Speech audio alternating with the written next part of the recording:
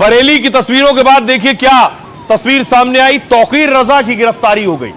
तौकीर रजा पर एक्शन हुआ। तौकीर रजा ने भड़काऊ बयान दिए थे तो उसके बाद लोग सड़कों पर निकले। तौकीर रजा ने कहा इस्लामिया ग्राउंड पहुंचो, इसलिए जुमे के बाद लोग ग्राउंड पर जा रहे थे। असली जो मास्टरमाइंड वो तौकीर रजा है, जिन पर पुलिस ने एक्शन लिया, गिरफ्तार करके जेल भेज दिया।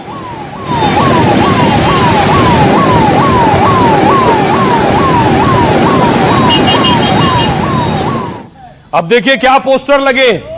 एक तरफ I love Mohammad, I love Mahadev की बात हो रही थी, पोस्टर लग गया I love bulldozer. I love you Baba and bulldozer, I love you Baba and bulldozer.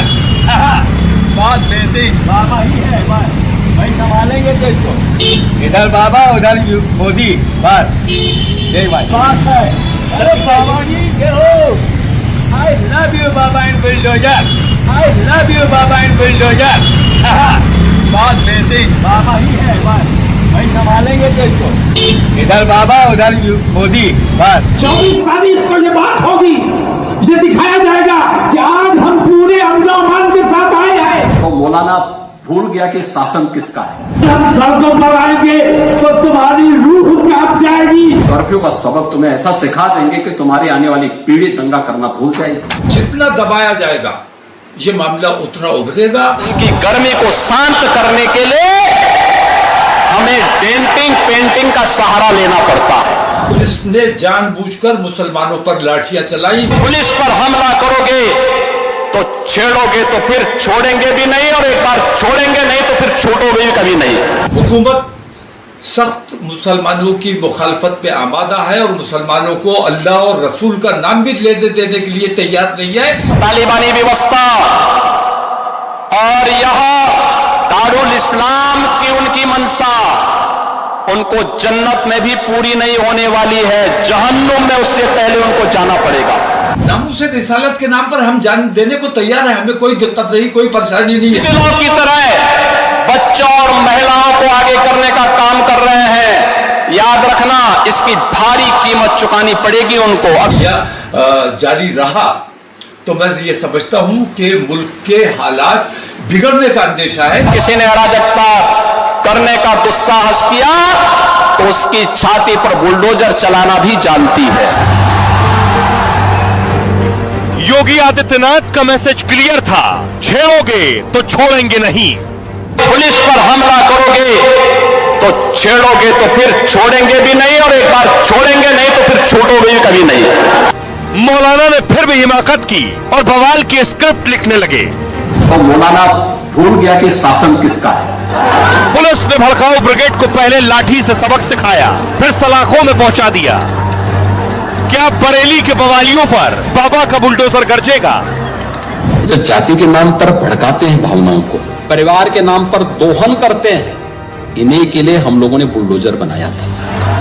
Navratri में मौलाना ने मस्जिद के सामने बवाल कराया, लेकिन योगी ने सारी गर्मी निकाल दी। गोली मार दी तुमने अतीक और अशरफ को, ऐसे मुझे गोली मार दो। उसकी कई पीढ़ियों के सामने ऐसी कार्रवाई करेंगे कि उनके लिए एक नजीर बन जाएगा। और आइए अब आपको बताऊं कि जेल पहुंच गए हैं तौकीर रजा, जिनके बयानों ने यह हिंसा करवाई और लाठी चली। मौलाना भड़काते नहीं तो यह आलम नहीं होता। अभी जेल में। बरेली बवाल के बाद योगी के रडार पर मौलाना तौकीर रजा आ गए। तौकीर ने यूपी में कानून व्यवस्था बिगाड़ने की साजिश रची। आई लव मोहम्मद कैंपेन पर तौकीर ने योगी को चैलेंज किया था कि मुसलमानों को सड़क पर उतारने का खुला ऐलान कर दिया था। जुमे के दिन नमाज के बाद बड़े प्रदर्शन के लिए भीड़ जुटाई। सैकड़ों मुसलमानों को नारेबाजी और पथराव के लिए उकसाया, लेकिन योगी सरकार ने दंगा कराने के प्लान को फेल कर दिया। बवाल के बाद मौलाना तौकीर ने एक और वीडियो जारी किया। तौकीर ने गोली मारने और गिरफ्तारी की इच्छा जताई। कहा मुझे भी अतीक और अशरफ की तरह गोली मार दो। तौकीर बोले मैंने नहीं, पुलिस वालों ने माहौल खराब किया है। ये हिंदू मुसलमान फसाद नहीं करा पाए तो मुस्लिमों पर लाठी चलवाई। साथ ही दावा किया खुशी होगी अगर मेरी गिरफ्तारी हो जाए। योगी की पुलिस ने मौलाना तौकीर की यह इच्छा फौरन पूरी की। जुमे के दिन शाम को हिरासत में लिया और आज गिरफ्तार कर लिया। भड़काने के आरोप में मौलाना तौकीर रजा को योगी की पुलिस ने जेल भेजा। तौकीर और 8 उपद्रवियों को पुलिस ने जेल में डाल दिया। मौलाना तौकीर को 14 दिन की न्यायिक हिरासत में भेजा गया है। बरेली हिंसा मामले में 7 मुकदमों में मौलाना तौकीर रजा का नाम है। भड़काऊ बयान और उपद्रव के लिए भड़काने के आरोप में एक्शन हुआ। योगी बोले, मौलाना भूल गए कि यूपी में किसकी सरकार है। ऐसा सबक सिखाएंगे कि आने वाली पीढ़ी दंगा करना भूल जाएगी। लोगों की बुरी आदतों के लिए डेंटिंग पेंटिंग करनी पड़ती है। बुरी आदतें ठीक करने के लिए डेंटिंग पेंटिंग कल बरेली में देखी होगी, ये योगी ने कहा। आप सुनिए जरा, तौकीर रजा कैसे मुस्लिम युवाओं को भड़का रहे थे और योगी क्या कह रहे हैं। जानबूझकर मुसलमानों पर लाठियां चलाई, मुसलमानों पर यह इल्जाम लगाया जा रहा है कि मुसलमानों ने पत्थर चलाया है। यह बिल्कुल झूठी बात है। मुसलमानों ने कोई पत्थर नहीं चलाया है। लोगों ने यह देखा है कि मुसलमानों ने अमन नुकसान नहीं पहुंचाया है, पुलिस ने खुद अमन को नुकसान पहुंचाया है। और हिंदू मुस्लिम फसाद नहीं हुआ, इसलिए पुलिस ने अपनी तरफ से फसाद मुसलमानों के ऊपर थोपने का काम किया है। और पूरे उत्तर प्रदेश के हिंदू और मुसलमान तमाम लोगों की जिम्मेदारी मुख्यमंत्री पर है। एक तरफा कार्रवाई ये नाकाबिले बर्दाश्त है। अगर ये रवैया जारी रहा तो मैं ये समझता हूं कि मुल्क के हालात बिगड़ने का अंदेशा है। भेदभाव नहीं करता किसी के साथ, कोई भी उसके साथ मिलकर के पर्व और त्योहार मना सकता है, कोई दिक्कत नहीं। आई लव मोहम्मद कह करके अव्यवस्था और आगजनी तोड़फोड़ का सहारा ले रहे हैं। उन्हें मालूम है ये शारदीय नवरात्रि है, विजयादशमी का पर्व है। और शारदीय नवरात्रि को अगर अव्यवस्था पैदा करोगे, चंड मुंड बनकर के कार्य करोगे तो मां भगवती कभी बर्दाश्त नहीं करने वाली है। मां भगवती तो ऐसे चंड और मुंडों को रोकने का ही कार्य करती है। इसीलिए सभी सनातन धर्मावलंबी मां भगवती दुर्गा की पूजा इसीलिए करती है जिससे शक्ति अर्जित कर सके। और उसके बाद योगी की पुलिस ने कार्रवाई शुरू की, क्योंकि साजिश थी दंगा भड़काने की, साजिश थी माहौल बिगाड़ने की, पुलिस का दावा है। यह तस्वीर आप देख रहे हैं, पुलिस ने गिरफ्तारियां शुरू की। कल ही पुलिस ने कई लोगों की गिरफ्तारियां की थी, कई लोगों को हिरासत में लिया था।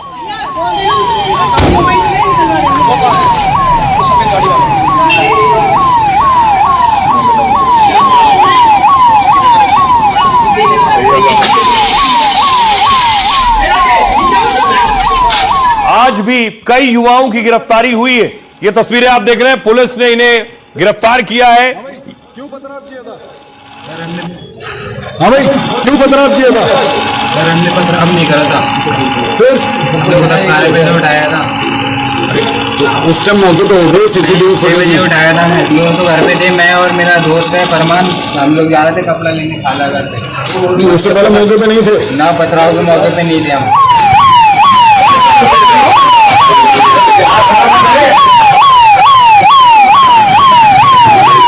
हाँ भाई फरमान, क्यों पथराव किया था भाई? सरफराज नाम है मेरा, पथराव नहीं करा था सर। आपने? ना मैंने भी नहीं सर, मेरी दुकान तो खुद खाने पे से उठाया था सर, दोनों को, मुझे और फरमान को।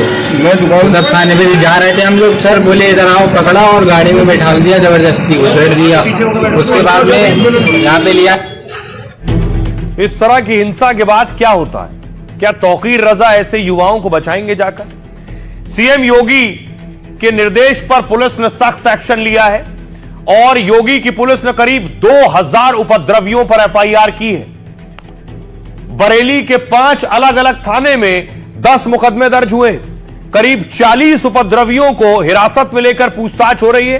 बरेली पुलिस बाकी उपद्रवियों की भी तेजी से तलाश कर रही है। हिंसा की तस्वीरें और वीडियो के आधार पर पहचान हो रही है। डीआईजी अजय साहनी ने जांच के लिए एसआईटी का गठन किया है। बरेली में भारतीय न्याय संहिता की धारा 163 लागू कर दी गई है, यानी 5 से ज्यादा लोग सार्वजनिक तौर पर इकट्ठा नहीं होंगे। बिना लिखित अनुमति के कोई कार्यक्रम आयोजित नहीं होगा। भारी संख्या में सुरक्षा बल तैनात किए गए, लगातार गश्त की जा रही है। पुलिस प्रशासन के आला अधिकारी सड़क पर उतरे हुए हैं। बरेली के संवेदनशील इलाकों में भी पैनी नजर रखी जा रही है। यह एक्शन अब आपको सुनवाता हूं, सुनिए जरा पुलिस क्या कह रही है। स्थानीय लोग क्या कह रहे हैं और जिनके लोग गिरफ्तार हुए वो क्या कह रहे हैं। माननीय मुख्यमंत्री जी का एक क्लियर कट मैसेज है, 0 tolerance for law and order पे जो लोग डिस्टर्ब करते हैं उसके लिए, तो हम इसको भी 100% यहाँ पर भी लागू कर रहे हैं। हर प्रकार की कार्रवाई की जाएगी कि एक ऐसी नजीर बने कि आगे के लोग इस प्रकार के कृत्य करने से पहले 10 बार सोचें। 39 लोगों को अब तक हिरासत में लिया है, 8 लोगों को गिरफ्तार करके न्यायिक हिरासत में भेज दिया गया है, जेल भेज दिया गया है। इनके मोबाइल फोन जिन जिन को रिकवर किए गए हैं उन मोबाइल फोन से भी एविडेंस कलेक्शन किया जा रहा है। नमाज पढ़ने गया था, बाहर से उसको गिरफ्तार करा गया और जो उसमें चलते हैं। वो अपनी नानी से मिलने आया था, नानी की तबीयत खराब थी, हार्ट मतलब उनको अटैक पड़ा था, तो उन्हें देखने आए थे, तो पुलिस ने घर में घुस के इन्हें उठा लिया। ये हमारा ही भाई है, ये शराफत में की दरगाह पे दुकान लगाया हुआ वो, तो उसको वहाँ से उठा के लेके आ गए हैं।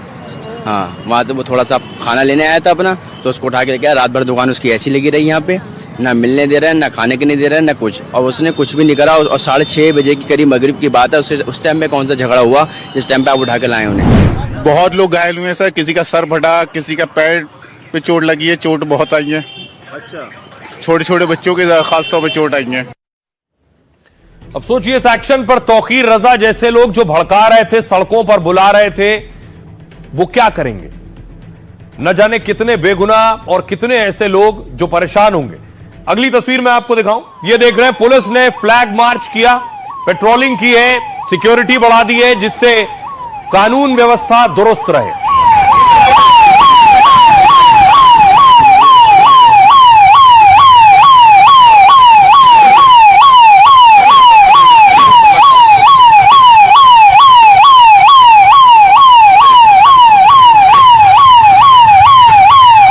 ये तस्वीर आप देख रहे हैं दरगाह आला हजरत की, यहीं से तौकीर रजा भी जुड़े हुए हैं और यहां भी सुरक्षा बढ़ा दी गई है। कल यहां भी नारेबाजी और प्रदर्शन हुआ है, लेकिन बड़ा खुलासा पुलिस का है कहना कि जो भीड़ थी इसमें बहुत से उपद्रवी बाहर से आए थे, यानी भाड़े के लोग थे और हिंसा के मकसद से ही बुलाए गए थे। यानी ये हिंसा क्या पूरी प्लानिंग से हुई थी, यानी बड़े दंगे की साजिश थी क्या? पुलिस क्या कह रही? बरेली बवाल में बाहरियों के शामिल होने का शक है। डीआईजी अजय सैनी ने माना है कि बाहर से लोग आए थे। पुलिस के मुताबिक साजिश के तहत बवाल कराया गया। बरेली में हिंसक प्रदर्शन के लिए पहले से तैयारी थी। डीआईजी ने कहा प्लानिंग के तहत लोगों को बुलाया गया।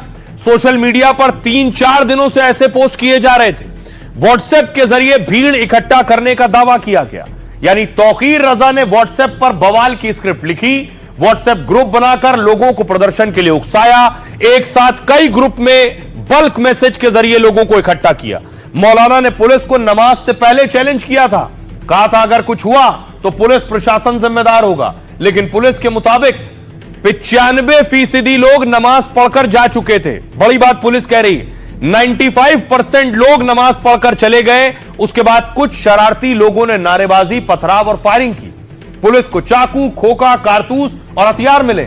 डीआईजी साहनी ने बताया कि इसमें बाहर से बुलाए गए लोग शामिल थे। अगर आपको याद हो, इसी तरह हिंसा का पैटर्न पहले कई राज्यों में देखा गया। नवंबर 2024 में संभल में हिंसा हुई, वहां भी बाहर से उत्पाती आए और गोलियां चलाई गई। हरियाणा के नूह में आपको याद होगा 2023 में बवाल हुआ, पहाड़ी के पीछे से गोलियां चला रहे थे लोग। बरेली में भी भाड़े की भीड़ बुलाकर हिंसा का पैटर्न दोहराया गया, यानी सामने कोई और पीछे से कोई और खेल कर रहा था। सुनिए जरा डीआईजी क्या कह रहे हैं। इसमें अभी तक कुल 10 एफआईआर पंजीकृत की गई है और उस सारी एफआईआर में साक्ष्यों के आधार पर कार्रवाई की जा रही है। अभी तक कुल जो है 39 व्यक्ति हैं जो चिन्हित किए गए हैं और इसमें जो मुख्य साजिशकर्ता के तौर पर मौलाना तौकीर रजा का नाम सामने आया है, उनको भी गिरफ्तार करके न्यायिक अभिरक्षा में भेज दिया गया है। कि लगातार व्हाट्सएप ग्रुप से कुछ पहले चीजें जारी की गई हैं, फिर उनका खंडन किया गया है, लोगों को अलग अलग चीजें भेजी गई हैं, मैसेज करके लोगों को भड़काया गया है और लोग वहां पे जो मौके पे पहुंचे हैं उनके पास वेपन, पहले से ही भारी मात्रा में चीजें बरामद हुई, पथराव किया गया। इन सारे तथ्यों को देखते हुए पूरी तरह से लग रहा है कि ये पूर्व नियोजित है और पहले से तैयारी करके चीजें की गई थी। अब देखिए दंगे की साजिश थी, माहौल कैसे संभला। योगी के 2 कमांडो एक्शन में थे। पहली तस्वीर आप देख रहे हैं डीआईजी, जिन्हें अभी आप सुन रहे थे, अजय साहनी, और दूसरी तस्वीर मैं आपको दिखाऊं, अजय साहनी को कई अवार्ड्स भी मिले हैं। दूसरी तस्वीर देखिए जरा, दूसरी तस्वीर है एसएसपी की। एसएसपी अनुराग आर्या जो कि घोड़े पर आपको नजर आ रहे हैं, लगातार गश्त कर रहे थे, हालात को काबू करने की कोशिश कर रहे थे, असामाजिक और उपद्रवियों पर नकेल कस रहे थे।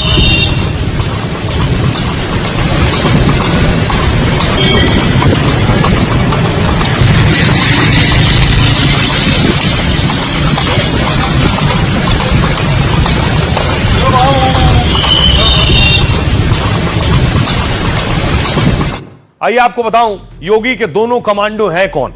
देखिए जरा, बरेली में दंगा साजिश को पुलिस फोर्स ने नाकाम किया है। चंद घंटों में पूरे बवाल को खत्म कर माहौल शांत किया।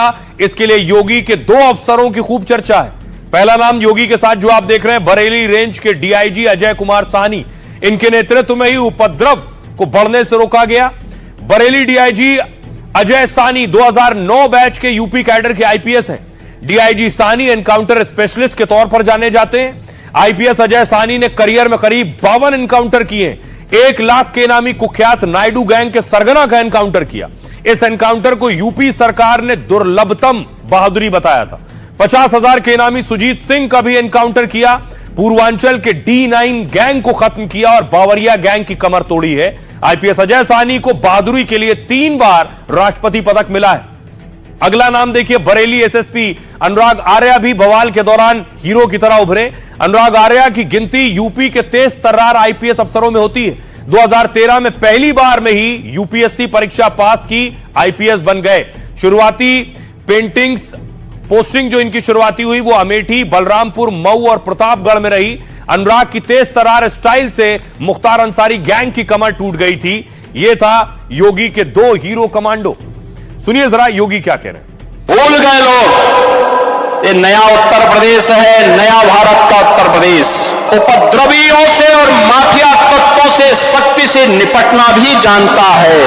हम सम्मान सबको देंगे, सुरक्षा सबको देंगे, लेकिन अगर किसी ने सुरक्षा के साथ खिलवाड़ करने का दुस्साहस किया, निर्दोष नागरिकों पर हमला किया, बेटी की सुरक्षा, व्यापारी के प्रतिष्ठानों में आगजनी करने का दुस्साहस किया, तो कोई नहीं, उसकी कई पीढ़ियों के सामने ऐसी कार्रवाई करेंगे कि उनके लिए नजीर बन जाएगा।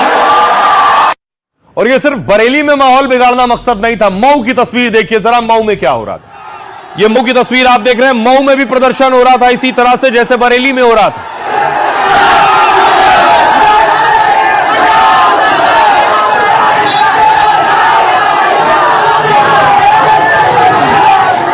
और इस बीच पुलिस के पास कोई और विकल्प नहीं था लाठी चलाने के अलावा, तो मऊ में भी पुलिस ने लाठी चलाई है।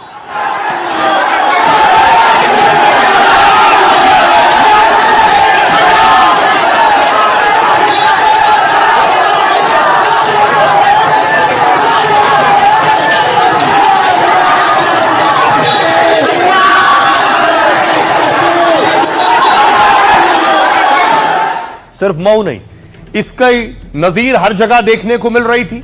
दूसरे राज्यों में भी यही होने लगा था।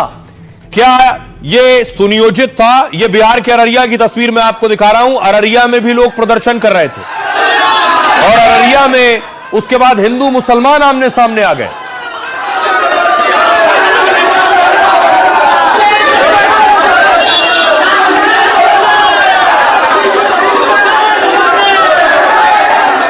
क्या ये किसी टूल किट का हिस्सा है? सवाल ये है। देश में देखिए अब कौन से बैनर पोस्टर गलियों, सड़कों और चौराहों पर लगने लगे। आखिर इसके पीछे किसकी साजिश है?